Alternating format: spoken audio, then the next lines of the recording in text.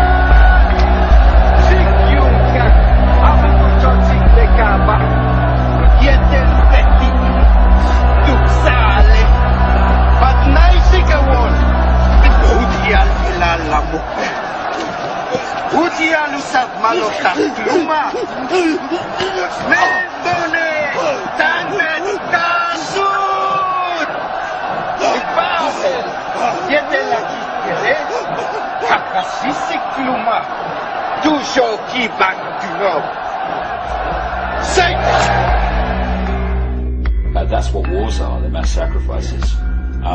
You know, this shock and awe in Iraq, for instance, was there to have a mass sacrifice. We don't target civilians is absolute nonsense. Of course they target civilians. They want as many dead people as possible. And of course Iraq, the former land of Sumer and Babylon, has enormous significance to these people because they go back to that period and that area of Babylon, etc. In fact, what we're seeing now is global Babylon when you look at the symbolism of Babylon. And for them to kill all those people there, it is a mass ritual sacrifice.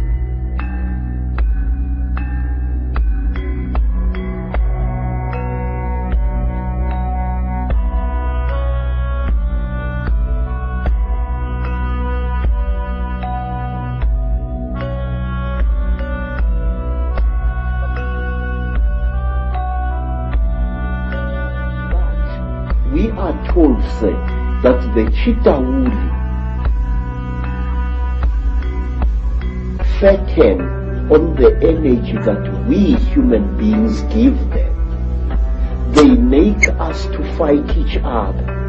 And when the whole land is drowning in death and fear and terror, when hundreds and hundreds of people are angry and afraid, the Chitawuli get fat because they eat what we call the dark power, which is brought about when human beings destroy the planet on which they live. Yes, sir. Very, very intense human emotion.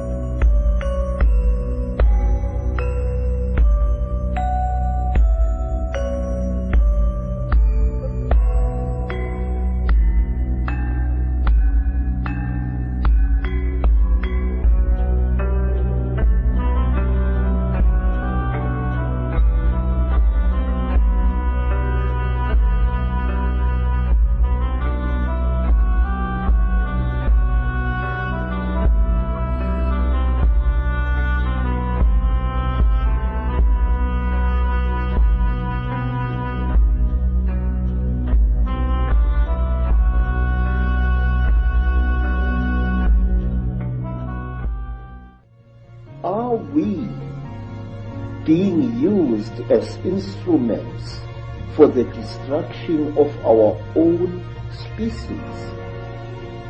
I say yes. And these gods, as they're perceived, feed off human energy. They feed off low vibrational human energy, low vibrational emotional energy, all round based on fear, stress, hatred, guilt, all these things, these low vibrational emotions. And another way they feed off human energy is by human sacrifice. What they do in the sacrifice is they'll have the victim, and they go through this ritual, and they build up the ritual to gain maximum terror from the victim. So now there's tremendous energy, not just of fear, but of absolute terror. And then at the point of sacrifice, that energy is released massively. And these gods that are operating just outside human sight feed off that energy, because that terror, that low vibrational energy, represents the energy field that they are vibrating to, and therefore they can absorb that energy. They can't absorb the higher dimensional energies. They have to have low vibrational energies. Look at society. It's structured to create massive fear, stress, all these things for the population, and it's feeding these gods. The other thing that happens in these rituals from the human level, physical level participants, is that there is a point where the victim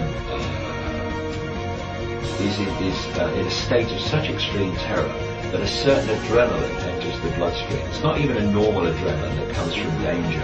It's an adrenaline that comes from sheer unbridled terror.